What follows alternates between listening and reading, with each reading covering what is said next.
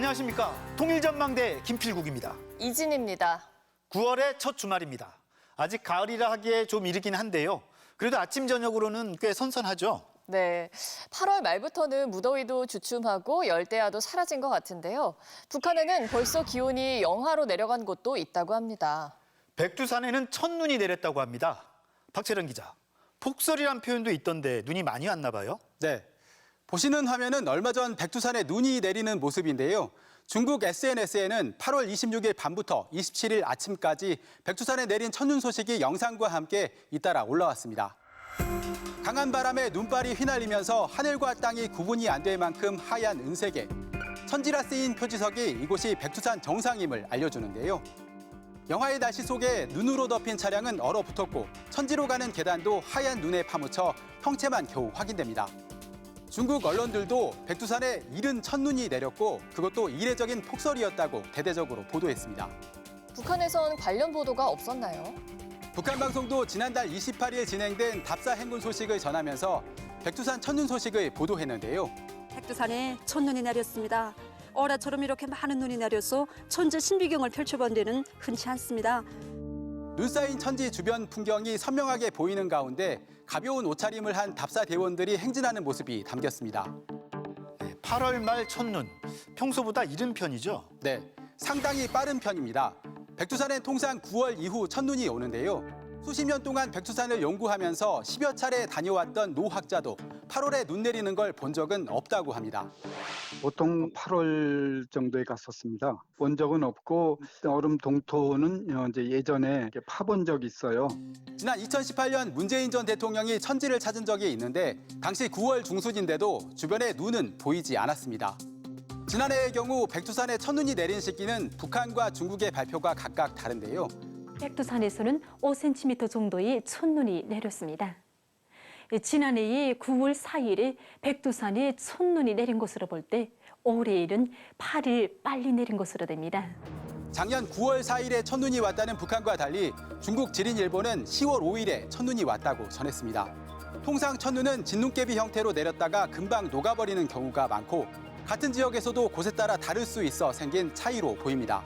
눈이 왔다 안 왔다는 사람이 눈으로 보는 현상이잖아요. 백두산이 북한하고 중국하고 그 경계에 놓여 있기 때문에 관측을 하는 기준이 다를 수가 있습니다.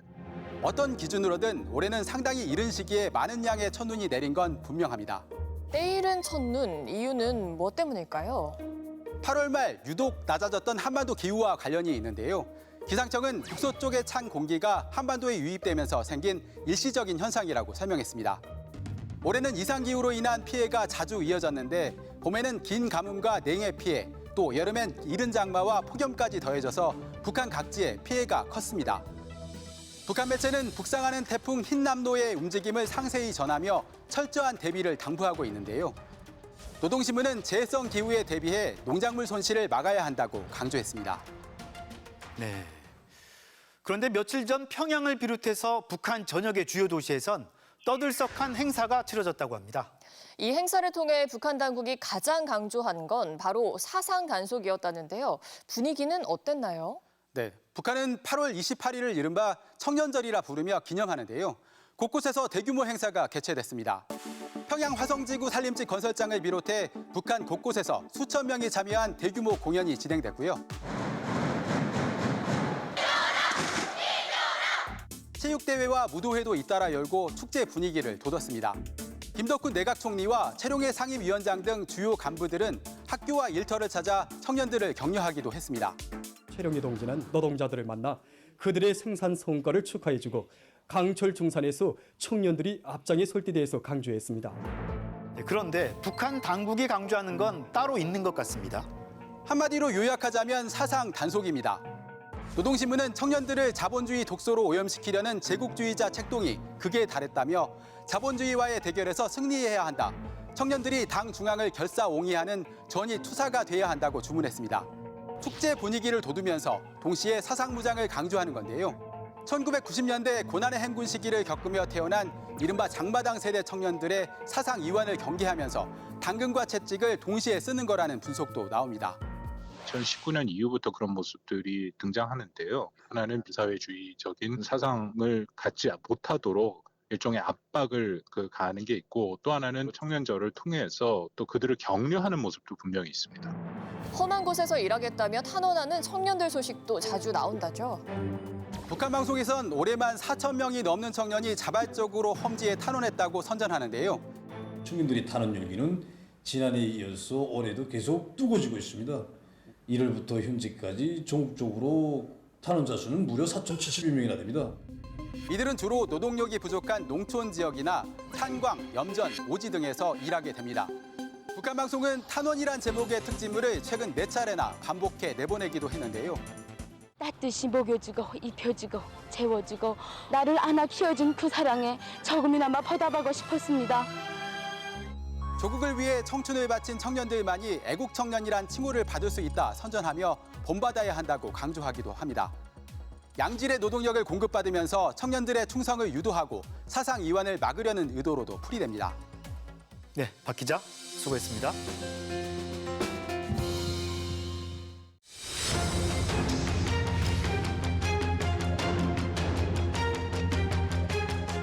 우리 예비군이나 민방위 같은 조직이 북한에도 있습니다. 대표적인 게 노농저기군인데요. 규모는 자그마치 570만 명. 조직도 치밀하고 훈련 강도도 상당히 높다고 합니다. 북한이 이번 주에 노농저기군 간부들을 모아 회의를 열었는데요. 전쟁 위협 속에서 실전 능력을 높이라고 다그쳤습니다. 최유찬 기자가 전합니다.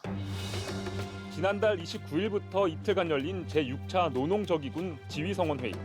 전민 무장화, 전국 요새화라는 큼직한 표 아래 군복 차림의 노농저기군 지휘관과 민방위 담당 간부, 사회안전기관 간부들이 자리를 가득 메웠습니다. 김정은 위원장은 서한을 보내 메시지를 전달했고, 보고자와 토론자들은 항시적인 전쟁 위협 속에서 전민 항전 준비에 빈틈없이 나서야 한다고 강조했습니다. 북한의 민방위 전력, 노농저기군의 실체는 무엇일까? 지난해 9월 9일 북한 정권 수립 기념 열병식에는 각 지역, 기업, 산업별 근로자들이 노농저기군으로 참가했습니다. 한 손에는 총을, 다른 한 손에는 낫과 마치를 들고 사비주의 조국과 혁명의 전추물을 믿음직하게 수호해 나가고 있는 노농저기군. 휴전선 인근 최전방의 협동농장 농민들은 아예 농사용 트랙터에 122mm 방사포와 대전차 미사일을 싣고 나와 실제 군사행동 능력을 과시합니다. 인민군대와의 협동작전은 물론 독자적인 군사행동도 자립적으로 해나갈 수 있는 자신심이 넘쳐있는 군계연선 지구의 농업근로자들. 노농저기군은 글자 그대로 노동자와 농민 등 직장인으로 편성된 예비 병력을 말합니다. 우리의 예비군이나 민방위처럼 비상시 지역과 직장을 중심으로 중요 시설의 경계, 지역 방위 등의 임무를 수행합니다. 17세에서 60세의 남성, 그리고 교도대원이 아닌 30세 이하 여성들이 의무적으로 소속되는데 그 규모만 약 570만 명에 달하는 것으로 추정됩니다. 자신의 생산 단위와 지역 단위에서 평상시 생업을 하다가 일정한 이제 경계태세가 발동이 되면은 그 지역과 생산 단위에서 지역 방어의 개념으로 이제 군사 조직을 운영하는 방식입니다. 노농저기군 말고도 14살에서 16살 사이 학생 약 100만 명이 소속된 붉은 청년 근위대, 그리고 전쟁 시 실제 정규군에 편입돼 전후방 방어 임무를 수행하는 60만 명 규모의 교도대까지 합하면 북한의 민방위, 민간 무력 조직의 규모는 700만 명에 달하고 정규군 100만 명을 합하면 800만 명, 전 주민의 3분의 1이 무장력이 되는 셈입니다. 북한은 전쟁이 일어나면 군인들만 싸우는 것이 아니라 민간인들도 전쟁에 적극적으로 참여해야 된다라는 그런 인식이 확고하고, 그래서 민간 무력에 대한 지휘, 관리를 매우 중요하게 생각을 합니다. 민방위라고 하지만 훈련 기간이나 강도는 제법 높습니다. 매년 한 차례 20일 동안 합숙 훈련을 하는데 실제 실탄 사격을 포함해 고강도 훈련을 진행하는 것으로 알려져 있습니다. 군사 교육이나 정도는 굉장히 높다고 봐야죠. 그리고 실제로 군사훈련에 동원되는 활용되는 탄약이나 그다음에 이런 총, 무기 이런 것들은 실질적으로 실탄 연습을 계속 하기 때문에 굉장히 현실감이 있는 거죠. 하지만 북한은 이런 고강도의 훈련도 부족하다는 입장입니다. 이번 노농저기군 간부회의에서 북한은 민방위 조직의 실전 능력을 향상시키고 군사 기술적 능력을 정규군 수준으로 끌어올려서 전 주민 항전 준비를 하라고 다그쳤습니다. 김정은 위원장이 이번 회의에 보냈다는 편지 내용은 알려지지 않았지만 작년 말 노동당의 목표 중 하나로 노농저기군의 실전 능력 향상을 주문했습니다. 현대전의 요구에 맞게 민방위 무력을 강화하기 위한 결정적인 대책을 세우며 훈련 혁명을 일으켜 노농저기군 지휘 성원들의 군사적 자질과 지휘 능력, 민간 무력의 실전 능력을 높여야 합니다. 북한이 2019년 2월 이후 3년 반 만에 노농저기군 지휘관 회의를 연 것은 최근 한반도 주변의 정세 불안과 관련이 있다는 분석입니다. 남북 관계가 경색되고 한미일, 북중로로 갈라진 강대강의 대치 상황에서 주민들의 경각심을 높이고 만일의 군사적 충돌에 대비하려는 의도라는 겁니다. 윤석열 정부 출범 이후에 남북 관계가 계속 악화의 방향으로 가고 있기 때문에 이제 그것에 대비해서 내부 결속을 다지고 어떤 남북한 간의 긴장이 고조되는 상황에도 대비하기 위한 차원으로도 볼 수 있을 것 같습니다. 특히 이 시기를 택한 것은 사단급 야외 실기동 훈련까지 진행된 고강도 한미 훈련에 대한 맞불 성격으로도 보입니다. 실제로 지난 6월부터 한 달간 한미가 공동으로 북한 지휘부를 겨냥한 이른바 참수작전 훈련을 진행하자 북한 노농저기군 지휘관이 나서서 최고 존엄을 건드리면 어디든 찾아가 죽탕 쳐버릴 것이라고 위협하기도 했습니다. 성인 남성들이 또 여성들이 일정 부분 군사 훈련과 군사 조직적 체계를 갖고 움직인다는 측면에서 기층 단위까지 군사적인 경각심을 불러일으키거나 특정의 어떤 유사시를 대비한 또는 특정한 식의 정치적인 어떤 의미를 부여해서 상당 부분 의미 있는 그 조직체로 활동할 때가 있습니다. 노농저기군과 별개로 정규군인 인민군은 하계훈련을 벌였고 한미연합훈련이 끝나자마자 러시아가 중국 등과 보스토크 2022 합동군사훈련을 벌이는 점도 주목됩니다. 중러 연합훈련 기간에 북한도 모종의 이제 대외적 메시지 내지는 자신들이 지금까지 내부 통치 때문에 약간 주춤했던 전략 전술 무기를 활용하는 일종의 어떤 군사적 시위 이것을 같이 동시적으로 펼칠 가능성도 좀 배제할 수 없다. 올 봄부터 핵무기 사용을 공언하고 대남 군사작전 계획을 대폭 수정하면서 민간 예비병력에게 정규군 수준의 실전 능력을 갖추라고 주문하는 북한. 한미동맹과 안보태세 강화에 북한이 강경한 태도로 맞서고 여기에 중국, 러시아의 연합 군사훈련까지 펼쳐지면서 한반도 주변에 심상치 않은 조짐을 보이고 있습니다. 통일전망대 최유찬입니다.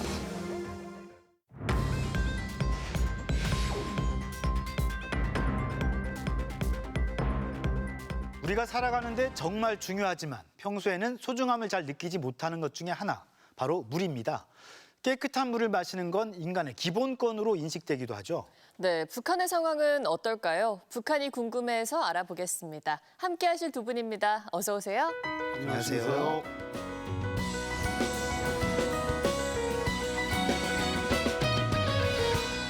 네, 요즘은 커피나 차, 탄산수 같은 것들을 자주 마시다 보니까 아무래도 물은 조금 덜 마시는 경우가 있는데요. 남한과 북한의 물 맛이 어떤가요? 네, 제가 남북을 다 살다 보니까 북한의 술 맛은 어떠냐 뭐 이런 질문을 자주 듣는데 오늘 또 물 맛이 어떠냐고 생각해 보니까 평양이나 평성에서 이제 청진이나 뭐 양강도 해산 이런 쪽으로 가기 위해서 기차 타면 집에서 물 가지고 또 나와서 신성천에서 한번 물을 깃는데 신성천 물도 그만큼 이제 먹을만 하거든요. 신양, 양덕 올라가면 특히 양덕 지역은 물이 정말 맛있습니다. 그다음에 이제 거기서 내려가서 하목은 맛이 없어요. 하목은 이제 바닷가 지대에서 물도 좀 찝찝하고 맛이 없어서 그냥 극복을 하거든요. 그래서 한국은 다 정수기 물 마시고 뭐 이거 생수 마시니까 그래서 별로 눅지지 못했는데 그 강원도 인제 원통면 소아리에 가면 그 고기 물은 정수기 물도 맛있더라고요.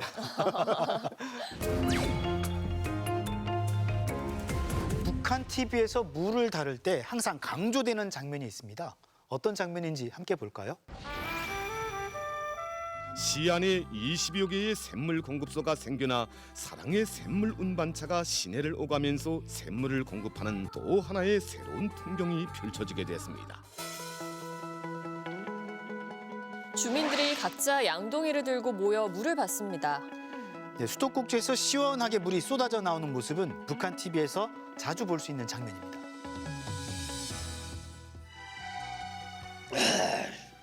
시원하다.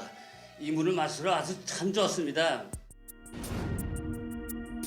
여기는 2012년 김정은 시대 평양에 새로 조성된 창전거리입니다. 45층짜리 고층 아파트가 들어서기도 했죠.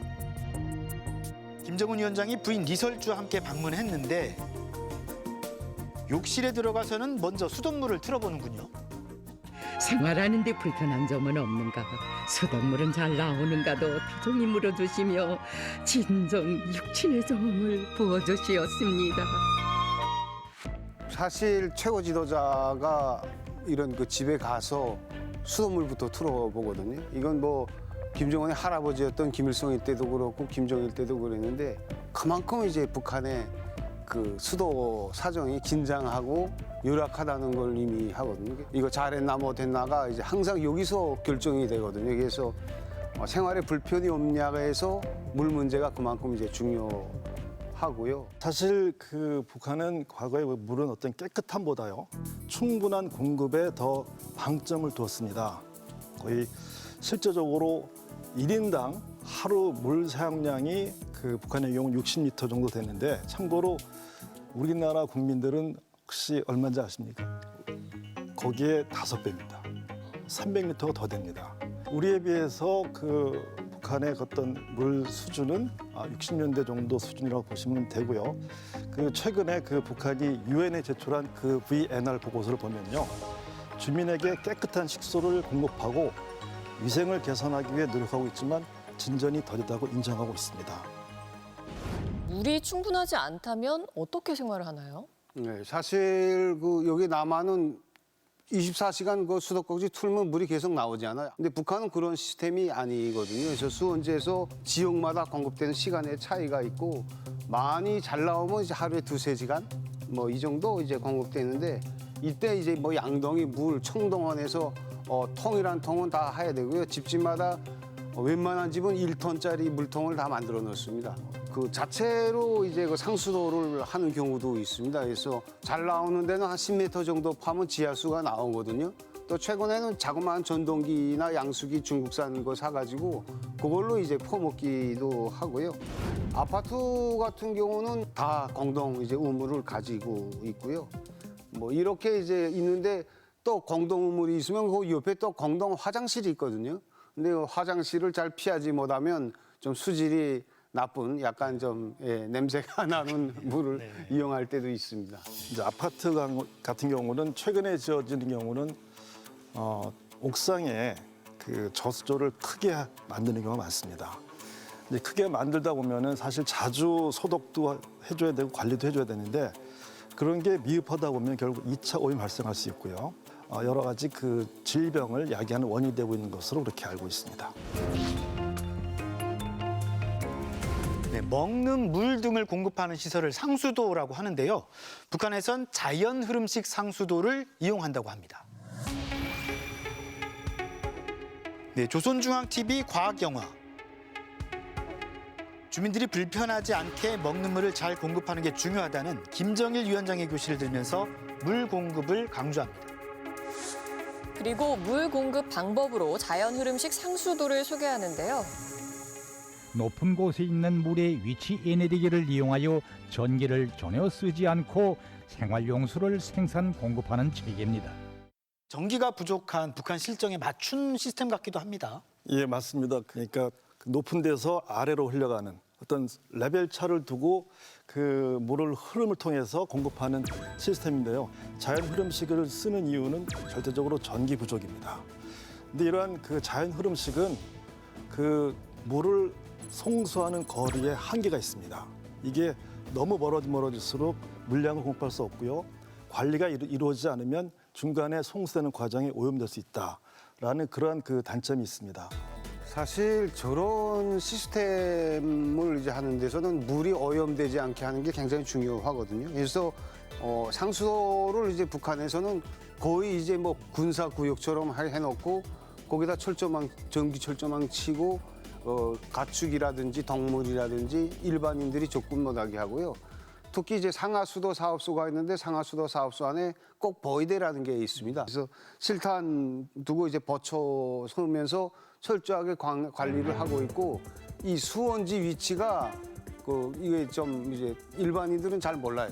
보안 사항이 예, 보안 사항으로 이제 되어 있고 그렇게 이제 좀 관리를 잘하고 있는 편이기는 한데 이게 이제 항상 이제 폭우나 이런 때는 좀 그 오염에 많이 노출되고 있고 그다음에 이제 항시적인 소독이 잘 좀 안 돼 있어서 그런 쪽으로는 이제 문제가 좀 많은 걸로 이야기할 수가 있겠습니다. 네, 북한 TV를 보면 샘물 공장이라는 표현도 자주 등장을 하는데요. 우리말로 바꾸면 생수인 거죠? 네, 그렇죠. 북한의 식수 문제를 해결하는 방법 중에 하나, 바로 생수라고 하네요. 백두산 천지 물이 흘러내려 절경을 이룬다는 이명수 폭포. 천연기념물로 지정된 이 폭포 근처에 생수 공장이 들어섰습니다. 북한 TV는 물 원천이 좋은 만큼 수질이 좋다고 선전합니다. 여러 가지 광물질이 들어있어 시원하고 상쾌한 감을 주는 천연샘물입니다. 또 여기는 2007년 평양에 문을 연 용악산 생수 공장입니다. 샘물 소독부터 용기 생산까지 모든 생산 공정이 현대화된 것으로 알려져 있습니다. 2016년 김정은 위원장이 이 공장을 찾아 지도했다고 선전하기도 합니다. 김정은 집권 이후에 북한 전역에서 생수 공장을 짓고 있는 흐름이 나타나고 있습니다. 그만큼 이제 생수 수요가 늘어나고 있는데요. 뿐만 아니라 김일성 종합대학에서 정수기를 개발해가지고 이미 평양이나 이런 백화점에서는 정수기도 보급하고 있는 것으로 그렇게 알고 있습니다. 제가 어릴 때만 해도 생수를 사 먹는다는 건 생각을 못 해봤었는데요. 그렇죠. 이제 북한도 생수 사 먹는 게 일반화됐나 봐요. 좀 얼마 정도 합니까, 가격은? 사실 생수도 이제 플라스틱 병을 생산하는 공장이 수입에다가 북한에 차려지면서 이게 이제 가능하게 됐거든요. 사실 한 몇 년 전까지만 해도 물 사 먹는 건 이제 그렇게 좀 고위급 간부들이나 이제 물 따로 공급해주고 그랬거든요. 근데 지금은 약수나 샘물 마시는 주민들이 많아졌고요. 물론 이제 평양하고 지방하고 좀 차이는 있기는 하지만 이제 330인가 그렇게 정도 가는 플라스틱 병에 한 850원, 1,000원 그렇게 저렴한 편은 아니지만 이제 대중화돼 가고 있는 추세다. 그렇게 이야기할 수가 있겠습니다. 그런데 생수나 샘물을 사서 마신다고 해도 식수 문제가 완전히 해결될 것 같지는 않은데요. 근본적으로 해결해야 될 과제 어떤 게 있을까요? 네, 사실 북한이 경제난 90년대 중반부터 이제 경제난 겪으면서 사회 기반 시설 중에 이거 상하수도가 많이 좀 우선순위에서 많이 밀렸습니다. 그래서 시설들이 노후화도 있고 이런 것들을 이제 많이 개조를 해야 되죠. 하고 질적으로도 좀 건강한 물을 공급하는 이런 쪽으로 지금 최근 북한이 하는 건 긍정적으로 평가할 수가 있을 것 같습니다. 이 먹는 물 문제는 어린이들한테 상당히 중요합니다. 여러 이 유엔 제재 품목 중에서도 이러한 먹는 물에 관련된 그러한 부분들이 포함되어 있는데 이런 부분들은 가능하면 먹는 물은 어떤 기본적인 인간의 권리이기 때문에 우선적으로 국제적인 지원과 노력이 그렇게 좀 필요한 것으로 보고 있습니다. 북한의 물, 식수 얘기를 나누다 보니까 우리가 별 생각 없이 마시는 물의 소중함도 새삼 느낄 수 있었습니다. 네, 물만 잘 마셔도 건강에 도움이 된다고 하죠. 물 한 잔으로 건강한 하루 시작하시면 어떨까요? 오늘 도움 말씀 고맙습니다. 감사합니다.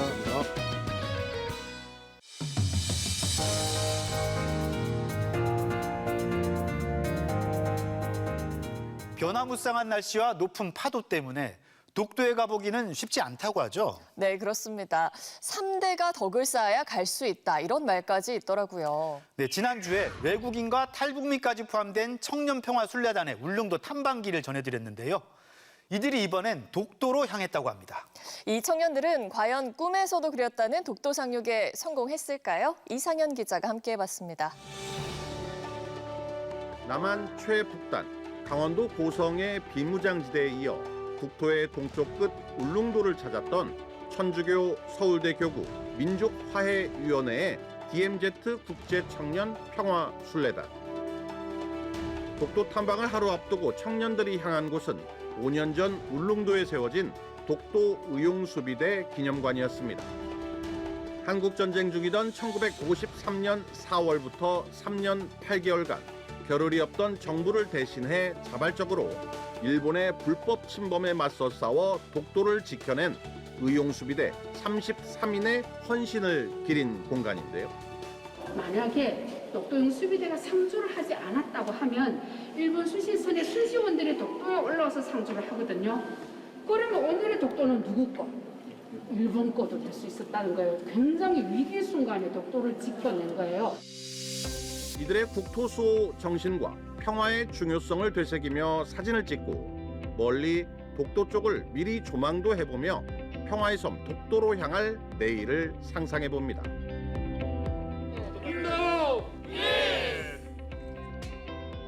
다음 날 이른 아침 울릉도의 도동항.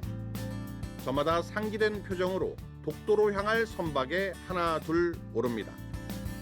외국인과 탈북민까지 포함된 평화를 갈망하는 국내외 청년들의 첫 독도 탐방길. 기대합니다. 울릉도에서 동남쪽으로 87.4km. 동해의 높은 파도를 가르며 1시간 반 정도를 나아가자 드디어 독도가 눈에 들어오기 시작합니다. 흔들리는 배 아니었지만 가까이에서 처음 마주하는 우리 땅 독도인 만큼 가만히 앉아 있을 순 없었고요. 날씨와 파도의 상황을 봤을 때 다행히 독도 접안이 가능하다는 선내 방송이 나오자 언제 배멀미를 했냐는 듯 곳곳이 들썩들썩합니다. 잠시 후 본선은 독도 입도 예정입니다. 독도는 국민 모두가 함께할 자연유산이며 천연보호구역으로 등재되어 있습니다.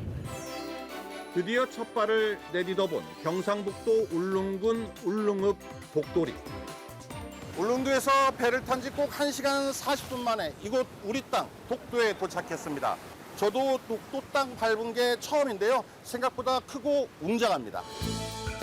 두 개의 큰 섬, 동도와 서도를 중심으로 91개의 크고 작은 섬과 암초로 이루어졌고 울릉도, 제주도보다 훨씬 먼저인 약 250만 년 전에 형성됐다는 화산섬. 다양한 해양 생물과 철새들에다 천연가스, 해양심층수 같은 해저 자원까지 풍부한 천연기념물 독도는 역시 우리 땅이었습니다. 마음이 좀 웅장해지고 잘 못 들어오는 곳인데 들어와서 너무 되게 우리 땅이구나 다시 밟을 수 있는 게 좀 좋은 것 같아요. 네, 저도 온몸에 쫙 전율이 약간 퍼지는 듯한 느낌을 받았어요. 오늘 우리 땅! 1년 중 맑은 날이 불과 45일 정도밖에 되지 않는다는 독도를 그 맑은 날에 밟게 된 청년 순례단. 오기 전부터 저희 집에서 하도 가문의 영광이라고 또 우리나라인데 여권이 필요한가 확실히 여권 없어도 올 수 있고요. 신분증 가지고 당당하게 잘 들어왔습니다. 분쟁과 갈등의 땅에서 이젠 평화의 섬으로 향하고 있는 독도의 감동은 외국에서 온 청년들에게도 크게 다르지 않았습니다. This is just very surreal for me. It's a dream come true and finally after a few days I'm already here. I'm very much excited to be here. 특히 7년 전 배를 타고 동해상으로 탈북하면서 남한 땅 중에 독도를 가장 먼저 봤다던 청년에겐 평생 잊지 못할 순간입니다. 그때는 그냥 바라보기만 했었는데 그냥 실루엣으로만 봤었어요. 근데 이렇게 직접 와보니까 생각보다 독도가 좀 커요. 제가 생각했던 것보다 기상학과로 땅을 못 밟을까봐 이게 좀 내심 걱정을 했었거든요. 근데 이게 직접 받게 돼가지고 너무 기쁜 것 같습니다. 화이팅! 독도 한국 땅! 평화를 잇고 세계를 잇겠다는 청년들의 다짐은 특별한 땅에서 유난히 환하게 비추던 햇살과 함께 드넓이 펼쳐졌습니다. 독도가 우리 땅이라는 거는 다들 우리나라 사람은 잘 알지만 이렇게 쉽게 올 수가 없어서 좀 아쉽고요. 와가지고 너무 좋아서 많은 사람들이 와서 보고 땅을 밟고 갔으면 좋겠습니다. 독도 전체 중 경비대 막사가 있는 동도, 그것도 선착장 주변에서 30분 안팎의 짧고 제한적인 만남이었지만 독도의 존재감을 느끼기에는 충분했습니다. 남들은 잘 밟지 못한 독도를 밟을 수 있어서 정말 영광이었고 주위 풍경이나 이런 거를 대대손손 아껴왔고 밑에 자녀들이나 아니면 이제 더 밑에까지 이 자연 환경을 그대로 보존해서 넘겨주고 싶을 정도로 아름다운 게 독도인 것 같습니다. 아쉬움을 뒤로하고 다시 배에 올라 울릉도로 돌아온 청년 평화순례단은 다시 남북 접경지, 이번엔 강원도 철원의 비무장지대를 걸으며 독도에서 느꼈던 평화, 그리고 통일에 대한 나름의 생각을 정리해봅니다. 사실 평화라는 게 그저 가만히 있는 게 평화라고 볼 수 있지만 언제나 항상 그 평화에 대해서 항상 올바르게 생각하고 준비하고 만들어 나가서 궁극적으로 저희 나라에서는 그렇게 통일을 만들어 나가는 게 저는 평화라고 생각합니다. DMZ와 울릉도, 그리고 독도.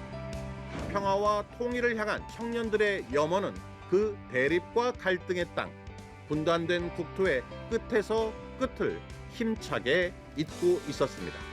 통일전망대 이상현입니다.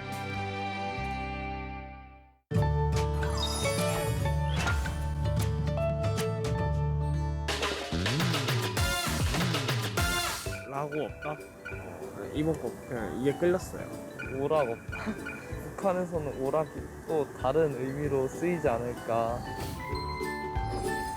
예상이나 기대가 조금도 틀리지 않고 꼭 들어맞다라는 뜻의 영락없다는 북한에서 영락없다 외에도 같은 뜻을 가진 말로 락자없다라는 표현이 많이 쓰입니다.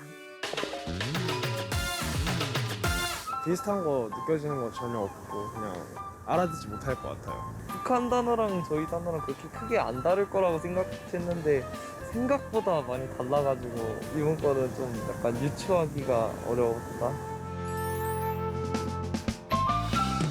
초강력 태풍 흰남노가 북상하고 있습니다. 비가 많이 내리고 바람도 강하게 불 거라는데요. 피해 없도록 대비 잘 하셔야겠습니다. 다음 주 토요일은 추석이죠. 화목하고 풍성한 한가위 보내시길 바랍니다. 통일전망대는 한 주 쉬고 9월 셋째 주에 다시 찾아오겠습니다. 고맙습니다.